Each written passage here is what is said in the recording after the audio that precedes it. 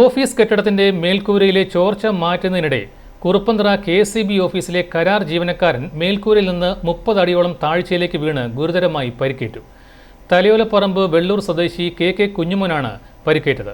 വെള്ളിയാഴ്ച രാവിലെ 9:30ഓടെയാണ് അപകടം. ഗുരുതരമായി പരിക്കേറ്റ കുഞ്ഞുമോനെ മുട്ടിച്ചിറയിലെ സ്വകാര്യ ആശുപത്രിയിൽ പ്രവേശിപ്പിച്ചു.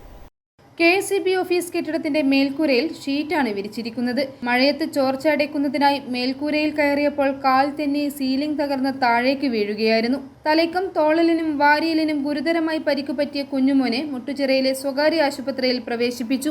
കെട്ടിടത്തിന്റെ ഭിത്തിയിൽ ഇടിച്ചതിനു ശേഷം സ്റ്റെപ്പിലേക്ക് തെറിച്ചു വീഴുകയായിരുന്നു. ഓട്ടോറിക്ഷ തൊഴിലാളികളും KCB ജീവനക്കാരുമാണ് കുഞ്ഞുമോനെ ആശുപത്രിയിൽ എത്തിച്ചത്.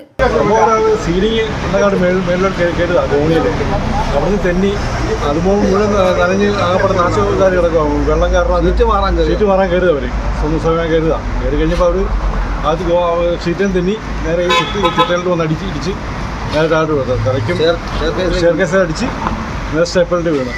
പരിക്ക് ഷോറിന് പരിക്കുണ്ട്, തലയ്ക്ക് പരിക്കുണ്ട്, മൊത്തത്തിൽ പരിക്കുണ്ട്.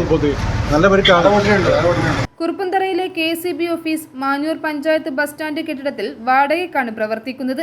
കെട്ടിടം വർഷങ്ങളോളം പഴക്കമുള്ളതും ജീർണാവസ്ഥയിലുള്ളതുമാണ്. മേൽക്കൂരയിലെ ഷീറ്റ് ഉൾപ്പെടെയുള്ളവ കാലപ്പഴക്കത്തിൽ തകർന്നു വീഴുന്ന അവസ്ഥയിലാണ്.